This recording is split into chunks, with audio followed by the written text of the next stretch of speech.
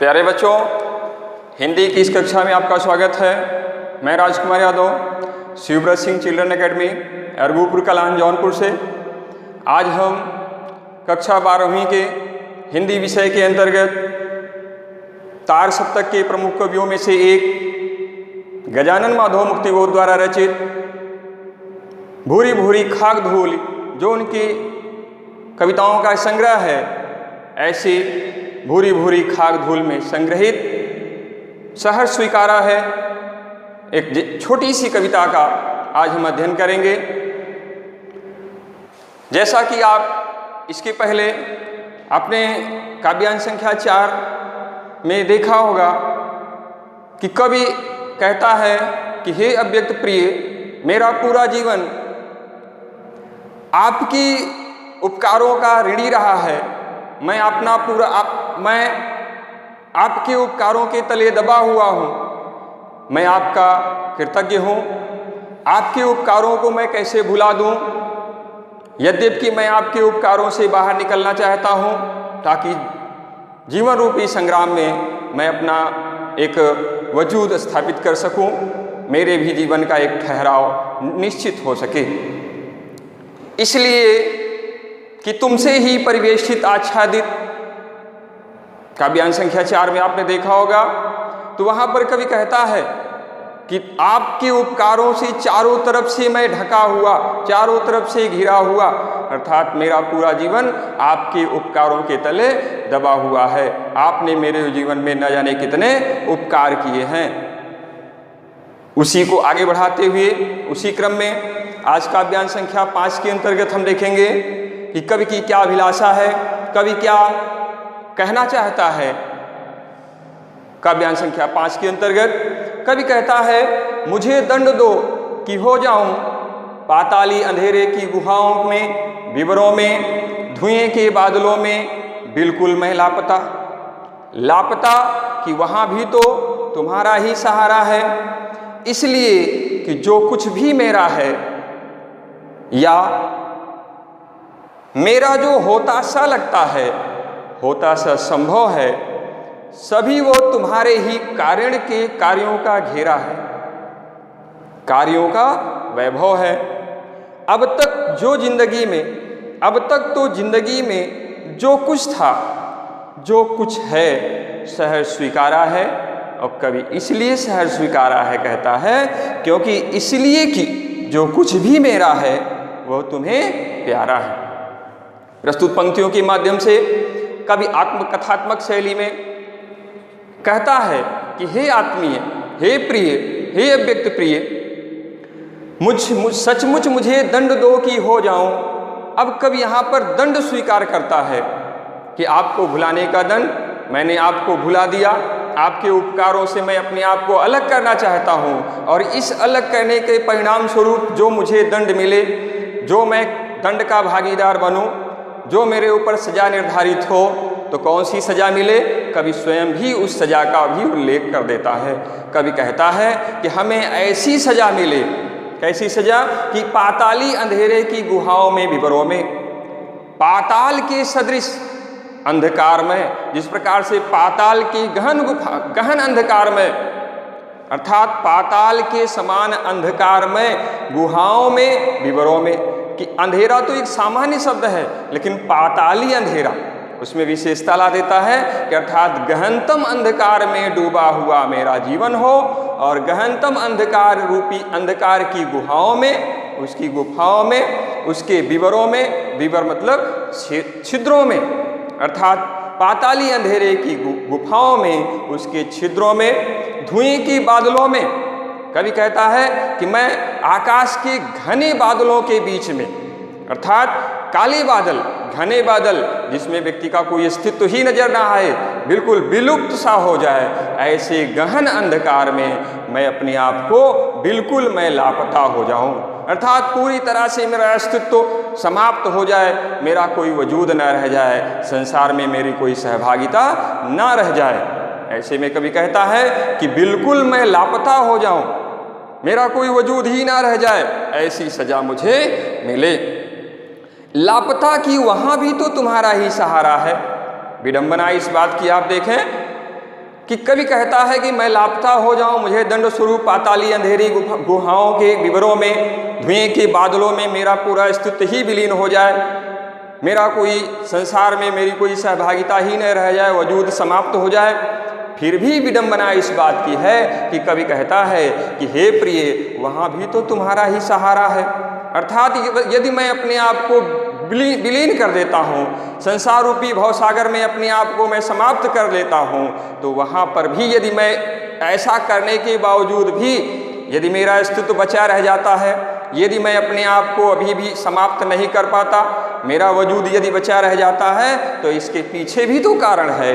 वो क्या कारण है? कि तुम्हारा ही तो सहारा है। यदि मैं संसार रूपी भवसागर से अपने को समाप्त करते हुए भी यदि मैं बचकर निकल आता हूँ, बच जाता हूँ, तो हे प्रिय, वो आपकी ही कृपा दृष्टि है। आपके ही उपकारों के फलस्वरूप मैं इस भवसागर से पार हो पाऊंगा।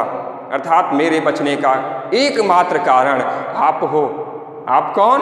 ये प्रिय, हे अव्यक्त प्रिय, वो आपका ही सहारा है कि मैं भवसागर, संसार रूपी भवसागर में डूबने पर भी फिर से उतर आ जाऊं, फिर से मैं उबर कर सामने आ जाऊं, फिर से मैं अपने पैरों पर खड़े हो जाऊं। तो इसका एक ही कारण मुझे नजर आता है कि मैं अपने प्रिय से कितना प्रेम करता हूं। यहाँ कवि अपने प्रिय से दंड स्वरूप अलग हो जाना चाहता है, फिर भी उससे, उसके प्रेम में अनुरक्त रहने की कोशिश, अर्थात उसके प्रेम में पूरी तरह से डूबा हुआ है, यद्यपि वो उससे अलग होना चाहता है।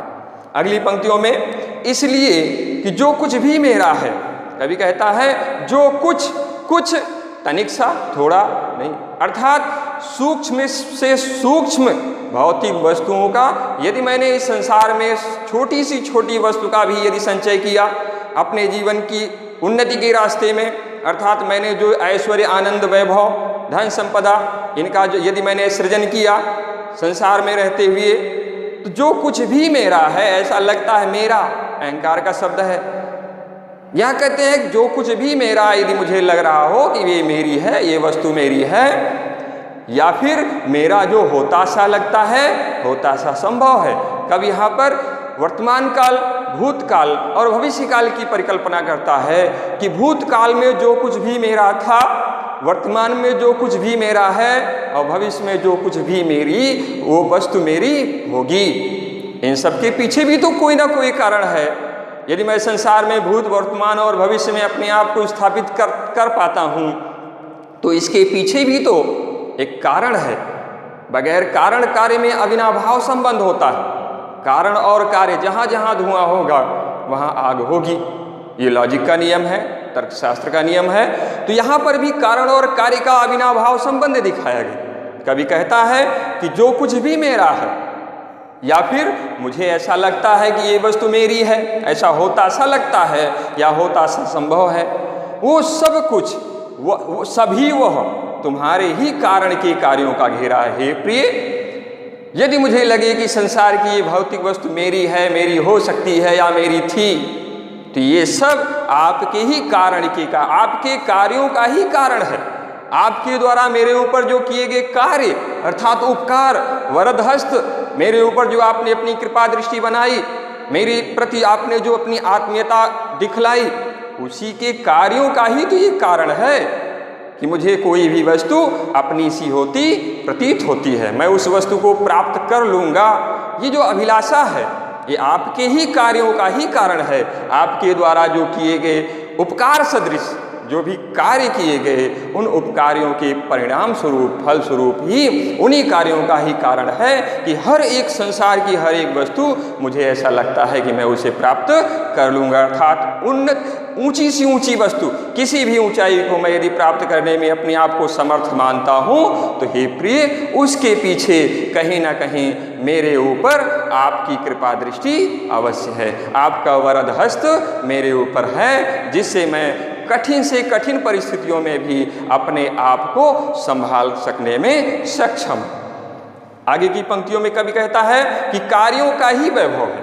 यहाँ पर कार्यों का कारण है, अर्थात आपके किए गए उपकारों के परिणाम स्वरूप जो फल मिला, उसी के कारण ही तो मैं अपने आप को यहाँ पर रोक पाया हूँ, ठहरा पाया हूँ, संसार रूपी भवसागर में टिक पाया हूँ। और आपके कार्यों का वैभव मतलब होता है संपन्नता। तो यहाँ धन से मतलब नहीं है, यहाँ पर वैभव से, यद्यपि हम लोग वैभव कहने से धन संपदा ऐश्वर्य आनंद की तरफ हमारा ध्यान अधिकतर अग्रसर जाता है, हमारी सोच वहाँ तक जाती है। कवि का कहने का अर्थ है आपके कार्यों का वैभव, अर्थात कवि के जीवन में उसके उस अव्यक्त प्रिय ने न जाने कितने कार्य किए हैं कि उसके कार्यों का यहाँ पर वैभव है, संपन्नता है, उसका लेखा जोखा यहाँ प्रस्तुत नहीं किया जा सकता। अर्थात कवि का कहने का अर्थ है कि मेरे ऊपर आपका इतना उपकार है कि मैं उसको गिना नहीं सकता। वो आपके उपकारों की जो एक सूची है, जो पूरी की पूरी सूची तैयार है, ऐसी सूची के कारण अर्थात ऐसे उपकारों के कारण ही, कार्यों के कारण ही तो मैं आज यहाँ पर खड़ा रह पा रहा हूँ। अब तक तो जिंदगी में कुछ था, जो कुछ था, अब तक तो जिंदगी में जो कुछ, थोड़ी सी सूक्ष्म से सूक्ष्म वस्तु, अर्थात जो कुछ जिंदगी में जो कुछ था और जो कुछ है, चाहे वो छोटी वस्तु हो या बहुत बड़ी वस्तु हो, अगर मैंने अपने जीवन में एक सुई से सुई अर्थात छोटी से छोटी वस्तु को भी मैंने यदि संचित किया तो बड़ी से बड़ी वस्तु को भी मैं संचित कर पाऊंगा। ये सब किसके कारण? वो आपके कारण है, आपके किए गए उपकारों के कारण है। तो अब तक तो जिंदगी में जो कुछ था, जो कुछ है, उसे मैं सहर्ष स्वीकारा है।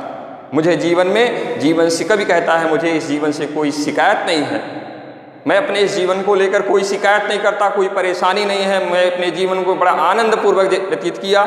जो कुछ भी मुझे अब तक प्राप्त हुआ मैं उससे पूरी तरह से संतुष्ट हूँ। आत्मसंतुष्टि का भाव यहाँ पर, इसलिए कभी कहता है संसार के लोग हर्ष के साथ वस्तु को स्वीकार करते हैं, कभी कहता नहीं, मैं तो ऐसी वस्तुओं को प्रदत्त, जो भी वस्तुएं मुझे मिली, लौकिक संसार में जो भी वस्तुएं मुझे मिली, उन्हें मैं सहर्ष स्वीकारता हूँ। इसमें कहीं कोई दो राय नहीं है। गदगद भाव से, आत्मीयता के साथ बाहें फैलाकर मैं ऐसे भौतिक वस्तुओं को, जो भी मैंने संचित किया, संसार रूपी भवसागर में आकर, संसार रूपी संग्राम में आकर मैंने जो भी वस्तुओं का संचय किया, संग्रहित किया, ऐसी वस्तुओं को मैं गदगद भाव से, सहर्ष भाव से, आत्मीयता के साथ, पूरी लगन से, पूरे मन से मैं उन्हें स्वीकार करता हूँ। और कवि के स्वीकारने का एक भाव यहाँ पर अंतिम पंक्ति में दिखता है कि इसलिए स्वीकार करता हूँ कि जो कुछ भी मेरा है। कवि यहाँ दावे के साथ कहता है, पूरे विश्वास के साथ, पूरे मनोयोग से। कवि का यहाँ दावा किसके प्रति है? अपने प्रिय के प्रति। और प्रिय के प्रति दावा तब होगा जब हम उससे अनन्य प्रेम करेंगे, अद्वितीय, मतलब जिसके प्रति हम इतना अनन्य भाव रखें, दावा उसी के साथ किया जा सकता है कि नहीं, ऐसा वो मेरा मित्र ऐसा कभी कर ही नहीं सकता। ऐसा हम तब हमारे अंदर से उद्गार निकलेगा जब हम उससे अनन्य प्रेम का भाव रखते हो, प्रेम में कहीं पर कोई कड़वाहट ना हो, कोई दरार ना हो। तो यहाँ पर कवि अपने उस अव्यक्त प्रेम प्रिय से इतना लगाव रखता है, इतना प्रेम रखता है, इतना उसके अंदर प्यार है, आत्मीयता है, लगाव है कि वो बीच में कहीं कोई अवरोध नहीं, कोई दरार नहीं, कोई अड़चन नहीं, कोई बाधा नहीं। कवि कहता है कि जो कुछ भी मेरा है, पूरे दावे के साथ, वो तुम्हें प्यारा है। यद्यपि संसार के लोग ये दावा नहीं कर सकते कि किसी, मुझे जो चीज़ प्रिय हो वो संसार के या घर के किसी भी अन्य प्राणी को भी प्रिय हो, लेकिन यहाँ पर प्रेम की उच्चतम पराकाष्ठा, इससे प्रेम की अद्वितीय परिभाषा, इसके अलावा इससे बढ़कर अभी प्रेम की अद्वितीय परिभाषा हो ही नहीं सकती कि जो मुझे प्यारा है वो तुम्हें प्यारा है। अर्थात कवि यहाँ पर प्रेम की अनन्य गहराई को, उस प्रेम की उच्च पराकाष्ठा को यहाँ पर कवि ने इंगित किया, दिखलाया कि प्रेम कैसे करना चाहिए। हमारा और आपका, किसी का भी किसी के प्रति यदि प्रेम हो, वो प्रेम किसके प्रति? अपने प्रभु के प्रति, अपने आराध्य के प्रति, माता पिता के प्रति, भाई बंधुओं के प्रति। यदि हमारा प्रेम है तो फिर प्रेम में दावे भी होते हैं, प्रेम में गहराई होती है, भाव होते हैं, प्रेम में व्यक्ति डूब जाता है। यहाँ पर कवि पूरी तरह से अपने उस अव्यक्त प्रिय के प्रेम में डूबा हुआ है और ये कहता है कि संसार की जो कुछ भी वस्तुएं, संसार में आने पर मुझे जो कुछ भी वस्तुएं प्राप्त हुई हैं, ऐसी प्राप्त वस्तुओं को मैं सहर्ष स्वीकारता हूँ। और इसलिए सहर्ष स्वीकारता हूँ क्योंकि मुझे पूर्ण विश्वास है मुझे पूरा विश्वास है कि मुझे जो वस्तु प्रिय है, हे अव्यक्त प्रिय, वो आपको भी प्रिय होगी। आप देखेंगे कि काव्यगत सौंदर्य, काव्य में आए हुए सौंदर्य, तो काव्यगत सौंदर्य के अंतर्गत आप देखेंगे कि पूरा काव्यांश संख्या 5 पूरा आत्मकथात्मक शैली में लिखा गया। कवि स्वयं आत्मवृत्तांत प्रस्तुत करता है, यहाँ पर कोई दूसरा नहीं, स्वयं कवि ही अपने बारे में, अपने अव्यक्त प्रिय के बारे में, तो आत्मकथात्मक शैली में पूरा वृत्तांत, पूरा पद्यांश। दूसरा देखेंगे यहाँ पर प्रेम की उच्चतम पराकाष्ठा, इससे बेहतर, इससे अच्छा, इससे अनोखा और प्रेम व्याख्यायित हो ही नहीं सकता। अगर हम सोचें कि इससे भी बढ़कर हम प्रेम को और भी अपने शब्दों की गहराई के द्वारा प्रेम को व्यक्त करें, तो कवि की नज़र में ये सबसे अनोखा है, सबसे लाजवाब है, सबसे बेहतरीन है प्रेम का ऐसा अनुपम उदाहरण। तो प्रेम का यहाँ पर अनुपम उदाहरण प्रस्तुत किया गया। अद्वितीय प्रेम की यहाँ पर एक झलक दिखाई गई। कवि कहता है कि जहाँ पर आप देखें, या मेरा जो होता सा लगता है, होता सा संभव है, जहाँ पर होता सा और होता सा, यहाँ पर आपको उपमा अलंकार की छवि दिखेगी।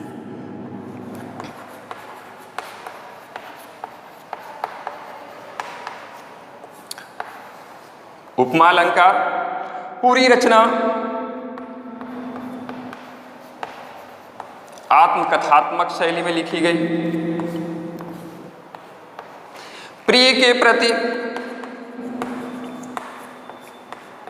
अनन्य प्रेम को दिखाया गया।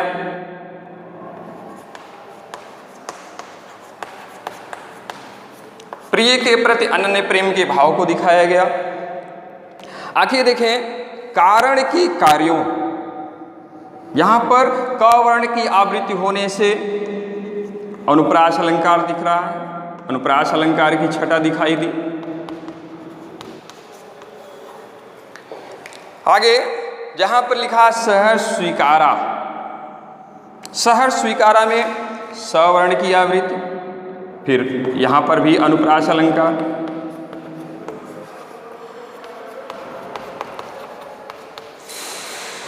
अनुप्रास अलंकार इस प्रकार से पूरी की भाषा के अंतर्गत आप देखेंगे, भाषा बिल्कुल सरल है, सहज है, खड़ी बोली का प्रयोग किया गया है, मुक्त छंद की रचना है।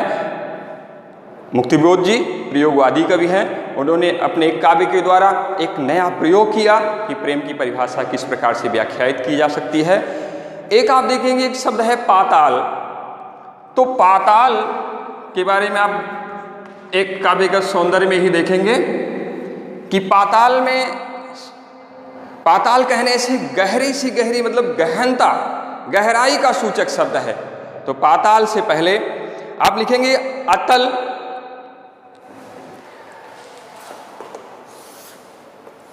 अतल, उसके बाद बेतल, सुतल, महातल,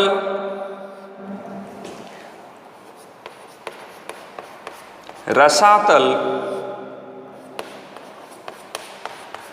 तलातल और उसके पश्चात पाताल।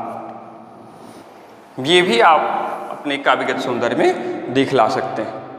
तो बच्चों, आज के लिए इतना ही। आगे की कक्षा में अगले एक नए कवि के साथ फिर से मुलाकात होगी। तब तक के लिए धन्यवाद।